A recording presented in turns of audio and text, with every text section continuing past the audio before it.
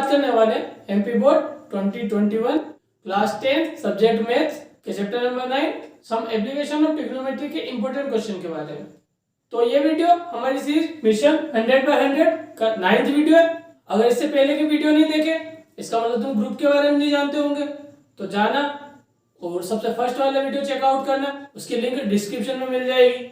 और अगर केवल क्वेश्चन बैंक का सोल्यूशन देखना है तो वीडियो को थोड़ा सा आगे बढ़ा देना, तो वहां तो तुम्हें सारे क्वेश्चंस के आंसर मिल जाएंगे जो क्वेश्चन बैंक में है।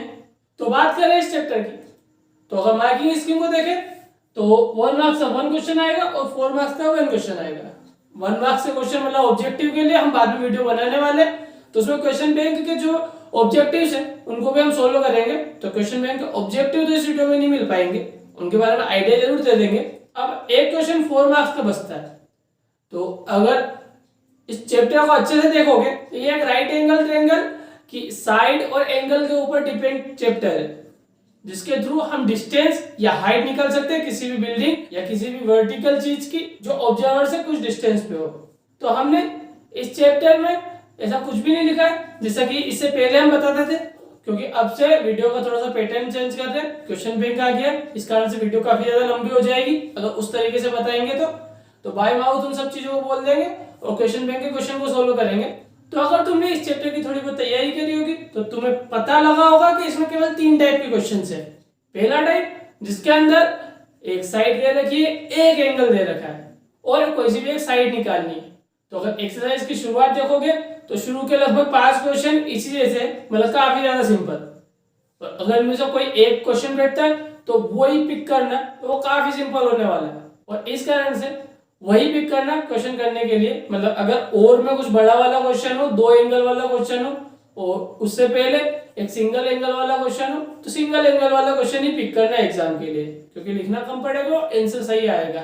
और इसी कारण से इस टाइप के क्वेश्चन आने के चांस कम हो जाते हैं, मतलब किस्मत वाले होंगे तो इस टाइप के क्वेश्चन आएंगे नहीं। तो इसके बाद है क्वेश्चंस जो कि एक्सरसाइज के क्वेश्चन नंबर 6 से क्वेश्चन नंबर 13 तक, तो इसको मार्क कर लेना स्पेशल ग्रुप सेकंड वाले।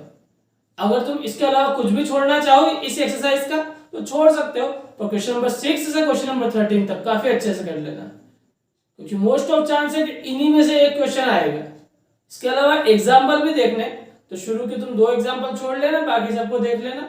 बात करें थर्ड ग्रुप के बच्चों के लिए तो वो सारे करके देखना, बट अगर वो चाहे तो इस एक्सरसाइज के लास्ट के 2 क्वेश्चन छोड़ सकते हैं, क्योंकि वो नहीं आते और उनके आने के चांस बिल्कुल भी नहीं है। तो अगर मन में डर है कि वो आ जाएंगे तो केवल एक बार करके देख लेना, वैसे भी तुम कर लोगे अगर आएंगे तो, या और में सिंपल क्वेश्चन तो आना ही आना है। इस कारण से लास्ट के 2 क्वेश्चन छोड़ दो, कोई दिक्कत नहीं। और अगर ग्रुप फर्स्ट के बच्चों की बात करें तो क्वेश्चन बैंक में केवल 8 क्वेश्चन दिए इसमें से, जो काफी लोगों के हिसाब से इंपॉर्टेंट हो जाते, तो तुम केवल उतने ही क्वेश्चन करके देख लेना, इसमें तुम्हारा काम बन जाएगा।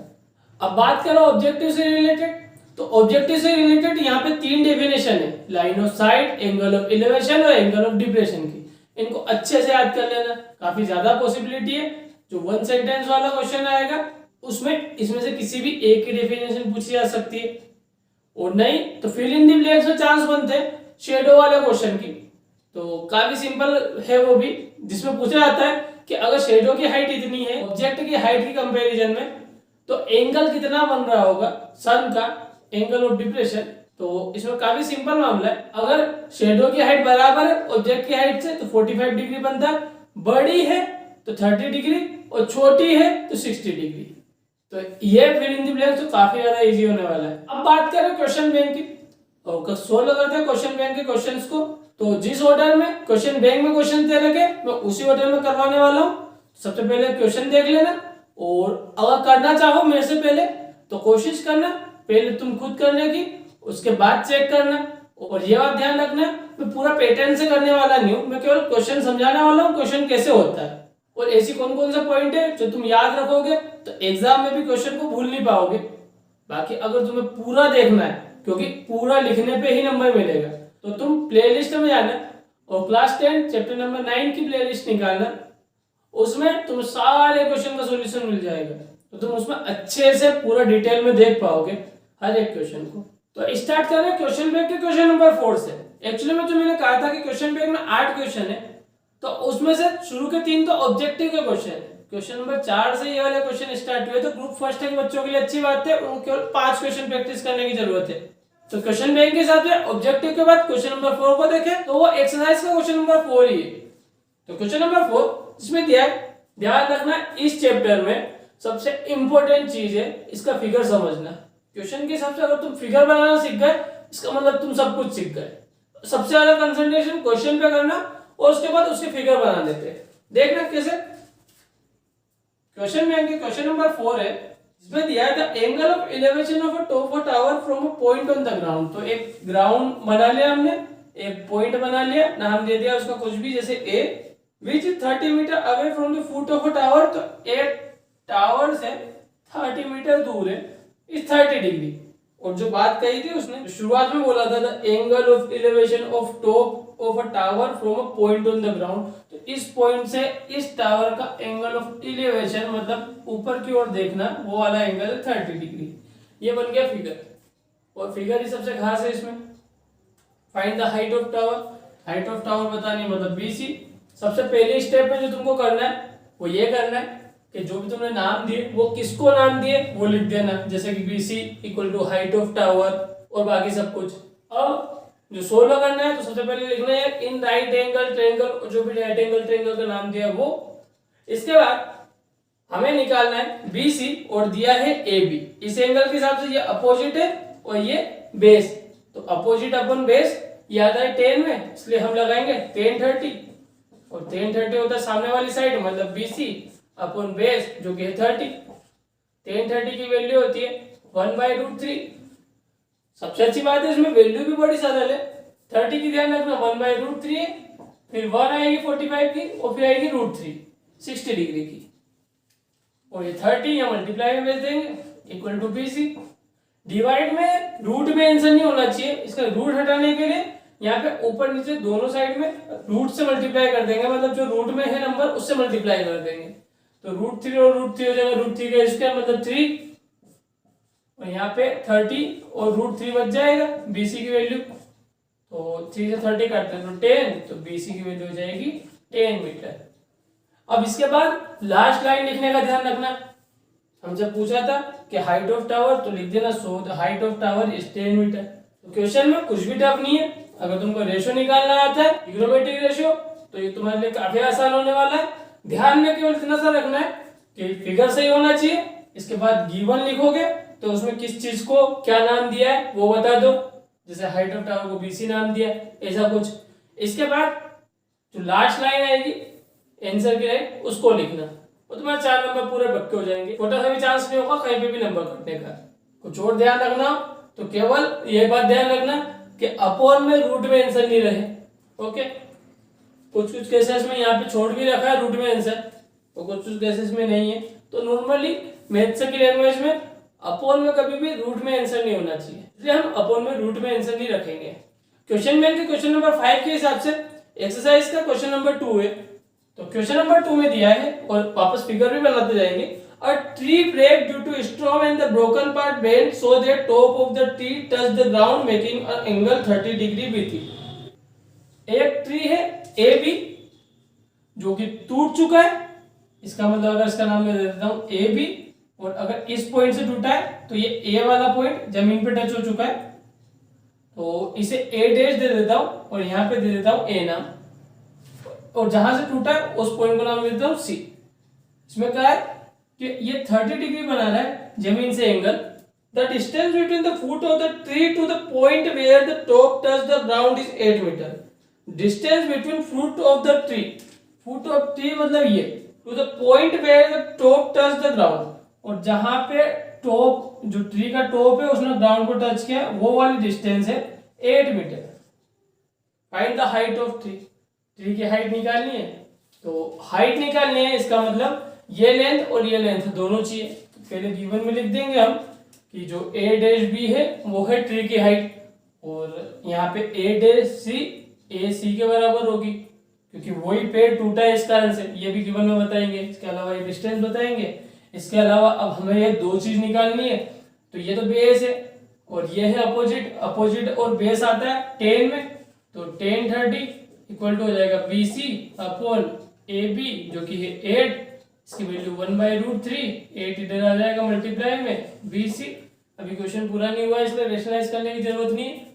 आगे हमें ये साइड निकालनी है, ये भी है और ये भी है। अगर ये वाली साइड इस एंगल के हिसाब से हाइपोटेनियस है और ये वाली साइड बेस है, तो बेस अपॉन हाइपोटेनियस मतलब कोस लगा सकते हो।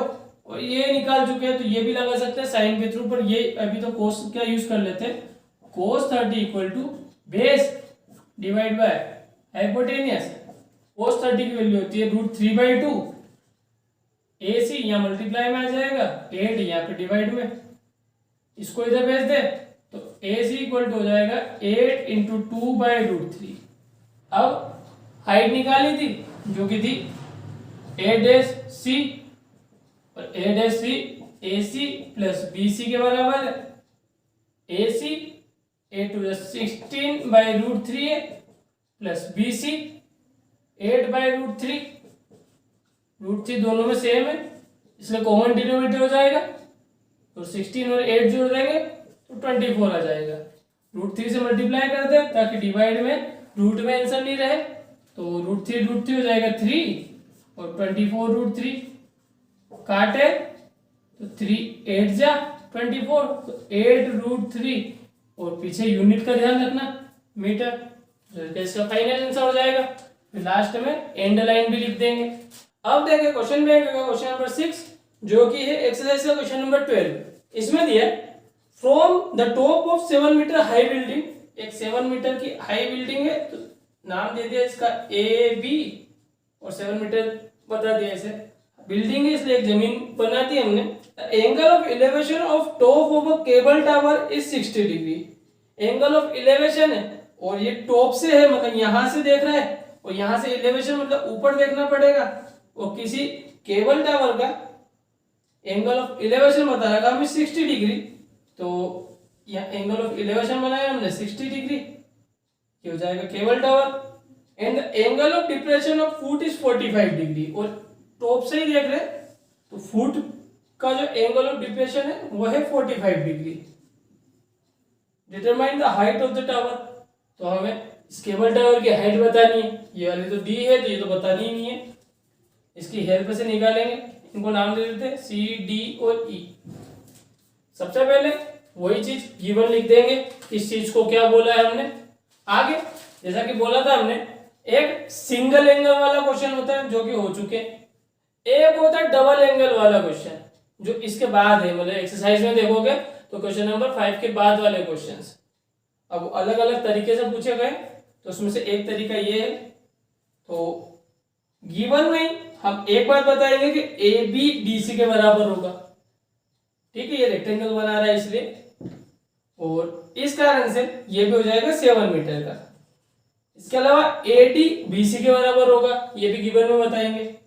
अब हम दो तरीके से क्वेश्चन कर सकते हैं, एक अल्टरनेट इंटीरियर एंगल के थ्रू, इसको भी 45 को बता दो, तो ये 45 का निकल गया, ये साइड दे रखी है तो ये निकल जाएगी BC, और BC निकल गई तो वही तो है AD, ठीक है।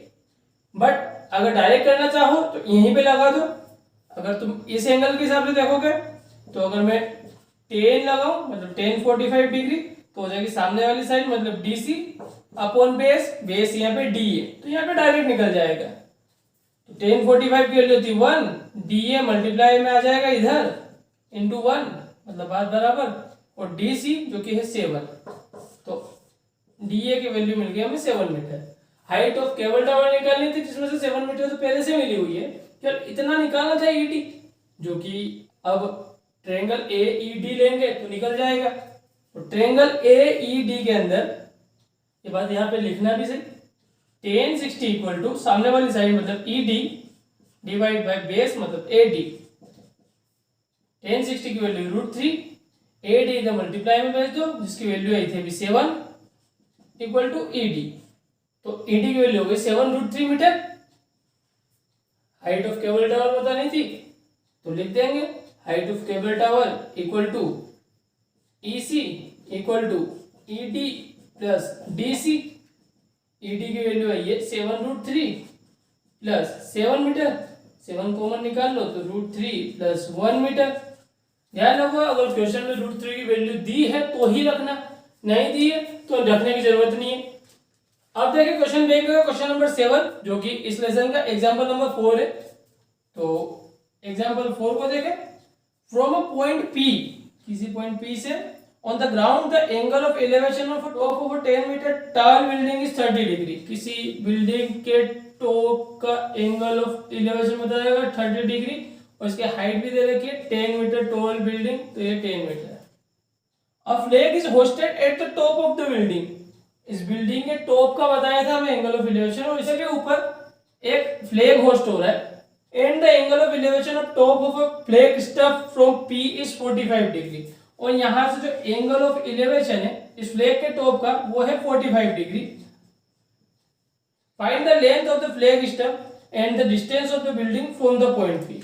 तो हमें इसकी लेंथ भी बतानी है फ्लैग की और डिस्टेंस भी बतानी है कितने दूर से हम देख रहे हैं। तो नाम दे देते हैं इसे A, B, C और D। फिर नाम को बता देंगे क्वेश्चन में किसका नाम हमने क्या दिया है। इसके बाद ये भी 2 एंगल वाला क्वेश्चन है, और 2 एंगल वाले क्वेश्चन में सबसे पहले वो पिक करो जिसमें एक साइड दे रखी हो। जैसे कि इसके अंदर हमने ये वाला ट्रायंगल पिक किया था सबसे शुरुआत में, जिसके अंदर ये साइड दे रखी थी 7 मीटर, मतलब दी तो ये वाली थी, इसके बराबर ये था इसलिए, ठीक है ना। ये वाले तो काफी सिंपल होते हैं। यहाँ पे हमेशा वो चीज पिक करो जिसमें साइड दे रखी हो या कम से कम चीजें इंक्लूड हो। जैसे इसके अंदर अगर हम 45 डिग्री वाला लेंगे तो 2 चीजें इंक्लूड हो जाएगी, DC और CB, इसके अलावा BA भी नहीं है। तबकि अगर हम ACB ले तो इसके अंदर 10 मीटर दे रखा है, ये एंगल 30 है और ये निकालना है, तो एक ही चीज ऐसी है जो पता नहीं है, कम चीजें इंक्लूड है, इसलिए इसको लेंगे। तो 10 30 लगाए तो सामने वाली साइड मतलब 10 मीटर डिवाइड बाय बेस मतलब BA, तो ये डिस्टेंस तो निकालनी है। 10 30 की वैल्यू 1/√3, BA को इधर भेज दे मल्टीप्लाई में और यहाँ पे बचेगा 10, √3 को इधर भेज दे तो BA की वैल्यू हो जाएगी 10√3 मीटर। अब DC को निकालना है तो ये एंगल 45 डिग्री वाला ट्रायंगल लेना पड़ेगा, जो कि ट्रायंगल बनेगा DBA पूरा वाला। तो इसमें देखें तो 10 45 डिग्री इक्वल टू सामने वाली साइड मतलब DB डिवाइड बाय बेस मतलब BA। 10 45 की वैल्यू होती है 1, सबसे अच्छा एंगल तो यही है। DB, अब DB का तो 2 चीजें इंक्लूड है, एक तो DC प्लस एक ये 10 मीटर जो कि है BC, और BA डिवाइड में है जिसकी वैल्यू है 10√3, इसे इधर भेज दे मल्टीप्लाई में तो 10√3 1 से मल्टीप्लाई हो जाएगा। DC की वैल्यू निकालने 10 को इधर भेज दे तो 10√3 माइनस 10 इक्वल टू DC, और अगर माइनस करना है तो 10 कॉमन निकाल लो क्योंकि नॉर्मली माइनस तो हो नहीं रहा, √3 माइनस 1 हो जाएगा यहाँ पे DC की वैल्यू, और ये फाइनल वैल्यू हो जाएगी। दोनों में मीटर लगा देना और लास्ट टाइम के थ्रू ये बात बता देना। अब देखिए क्वेश्चन बैंक का लास्ट क्वेश्चन मतलब क्वेश्चन नंबर 8 जो भी एक एग्जांपल है, मतलब एग्जांपल नंबर 6। तो एग्जांपल नंबर 6 दिया है angle of depression of the top and the bottom of an 8 meter tall building from the top of a multi storey building. तो एक बिल्डिंग है जिसकी हाइट दे रखी है 8 मीटर, इसके टॉप और बॉटम का एंगल ऑफ डिप्रेशन दे रखा है। एंगल ऑफ डिप्रेशन मतलब हम नीचे देख रहे हो, नीचे देख रहे हैं एक बिल्डिंग को तो 100% इससे बड़ी बिल्डिंग से ही देख रहे होंगे, और ये मल्टी स्टोरी बिल्डिंग है, इसका मतलब एक स्टोरी तो हम यही बता देते जिसके थ्रू हम इसे भी 8 मीटर बोल पाएंगे, वही रेक्टेंगल की अपोजिट साइड के कारण से। इसका नाम अगर ए बी है, ये हो जाएगा CD और ये पॉइंट हो जाएगा E। एंगल ऑफ डिप्रेशन बनाना है।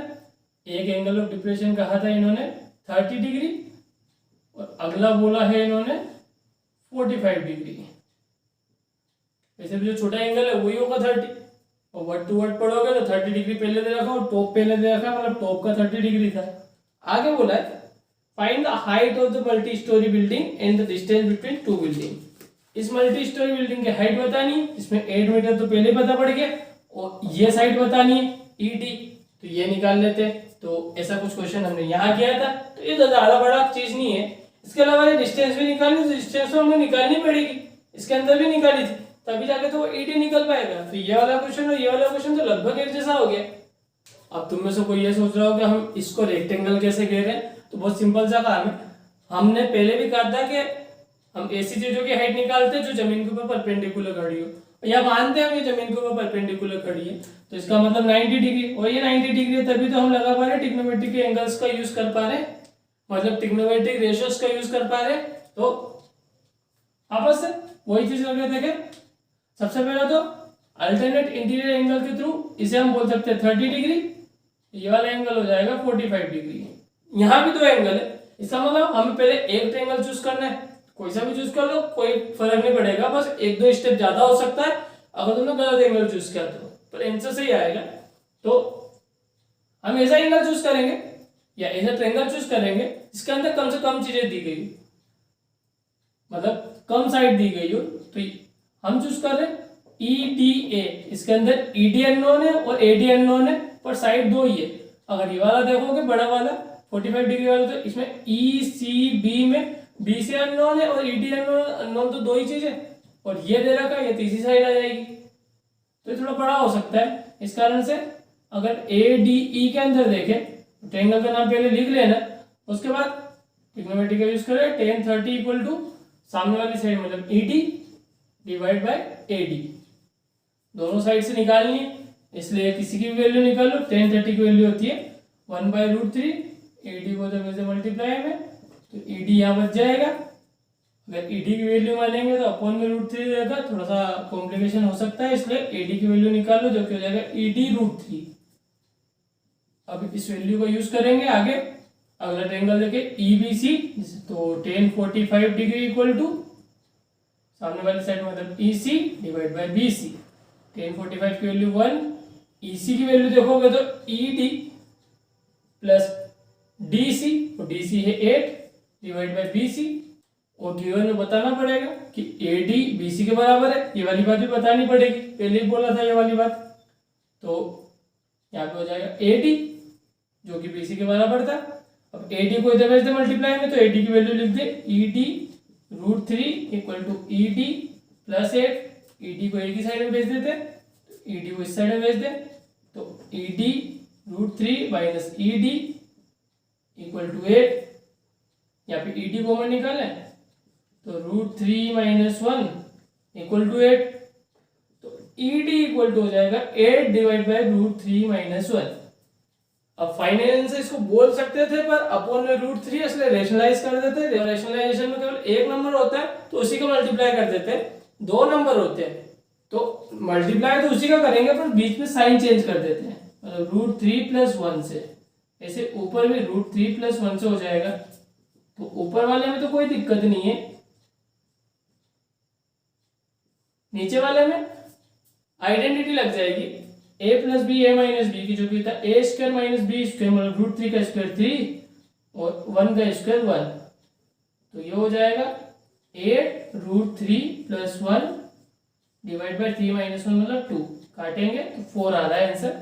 तो फाइनली हम लिख सकते हैं कि ED इक्वल टू आया है 4 ब्रैकेट में √3 प्लस 1।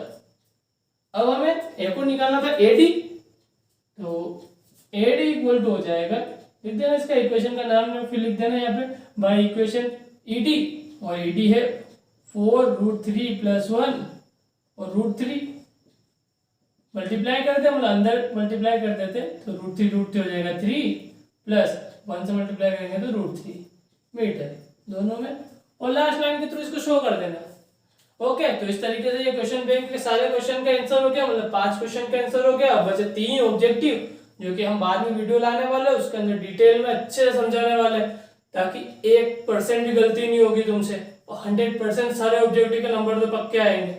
ओके, नेक्स्ट वीडियो में मिलेंगे वापस से क्वेश्चन बैंक के साथ और हमारे इंपॉर्टेंट क्वेश्चन के साथ भी।